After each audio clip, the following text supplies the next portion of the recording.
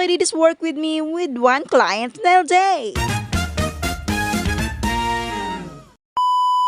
Wala pang ang balak magpagawa ng bagong unit si client. Super intact pa nga at wala pang natanggal kahit isa. Ang problema ay naglaba daw siya kahapon. At nag-chip yung gel polish sa thumb finger niya. 1 month na nga itong retention niya pero nanghihinayang pa siyang palitan. Pero ang tadhana talaga ay sumang-ayon sa akin at hindi sumang-ayon kay client. Ay, sorry naman madam dahil yung nails mo hinahanap yung nail tick niya. Kasi naman mga client ko ang tagal bumalik. Dahil nanghihinayang dahil super intact pa nga yung retention nila.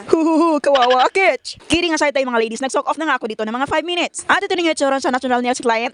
Healthy pa rin yan dan. Basta't nasa proper removal tayo at hindi magpo-force remove si client, maging healthy pa rin ito. At ito nga ginamit kong base color dito ay nude number 32 from Macaroon. At type nga ni client mag-cat eye. Kaya gumamit ako dito ng Moonlight Cat Eye from Born PT. At gumawa naman tayo ng 3D flower dito sa ring finger. Pero bago nga ako nagawa ng 3D flower ay in-applyan ko muna ito ng top coat para pag removal madali lang siyang matanggalin yung 3D flower. At dito naman sa index finger, tapos na nga ako dito nag-apply ng matte top coat. At dito nga nag-start ako gumawa ng emboss design. Hindi mo naman kailangan perfect ang paggagawa ng mga lines. Mas maganda nga kung pangit ang paggagawa ng lines, mas maganda tingnan. Cure ko lang ng 60 seconds, apply ng gold chrome at dust off. Nag-add nga tayo ng rhinestone dito sa ibabaw ng ating 3D flower. At ito na nga outcome sa gawa ko.